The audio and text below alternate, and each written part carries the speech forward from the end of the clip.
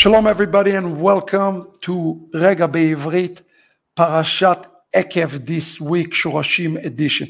This is one of my favorite parashiyot today that I really want to discuss with you straight from the text.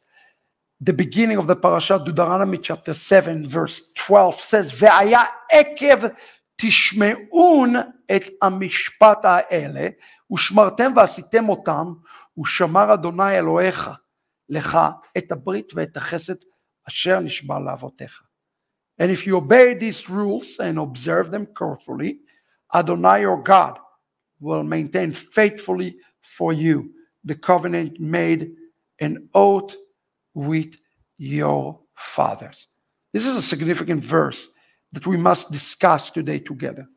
You see, God says to Israel, He's giving them a formula into entering a new covenant with Him. The word here, Eikev, is a word that implies cause and effect. Okay, the word Eikev is also a word that represents akevot, footsteps. Footsteps of the Mashiach, for example, is called Akevot HaMashiach. So one way to read this verse is like this: Ve'aya Eikev.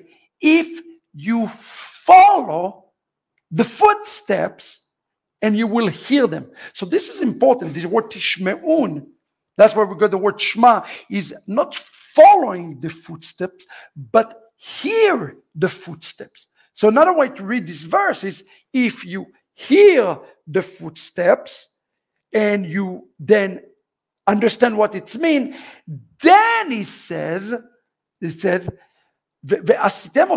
he says, listen to that, I will give you a covenant of chesed, of grace that I've given to your father. So wait a second. He's talking about a new covenant that is given to our fathers. So why is it a new? If he's already given it to our fathers, why is it that we're not in the possession of this covenant? You see, the reality of the matter, beloved, it is a renewal of the covenant that he is giving to our father. He's speaking here in this verse, Deuteronomy 7:12, about a new covenant. But this new covenant is also renewed covenant because he's already given this covenant to Abraham, Isaac, and Jacob. He looked to renew it. So how are we renewing it? What does it mean to listen to footsteps? He says to us what it means to listen to footsteps. He says, do the following. Do the mishpat. The mishpat in Judaism is not a chok and it is not a mitzvah.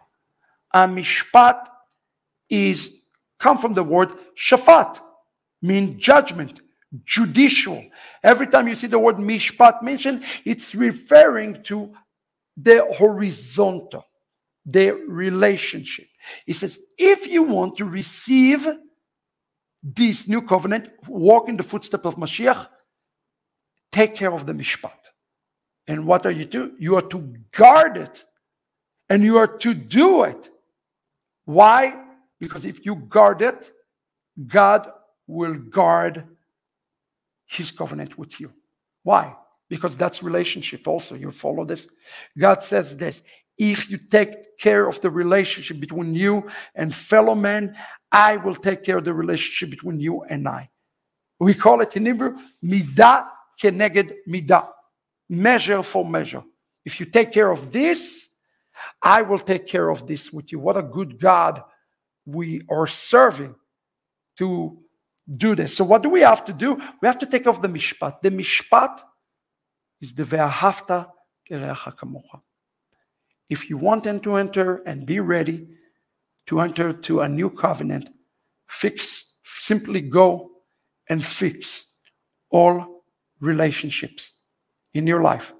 As you fix your relationship, you are now qualified to enter to the Brit of Chesed. Why? Because you extended grace to somebody else. Now Hashem will increase grace to you. That's what it's meant to follow in the footsteps of Mashiach. That's what Mashiach has done for all of us.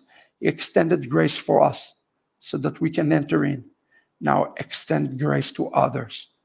And in this way, there will be no Eikev. There will be no more delays. You'll be ready for the Malchut Shamayim. This is our Rega Bivrit. Shabbat Shalom.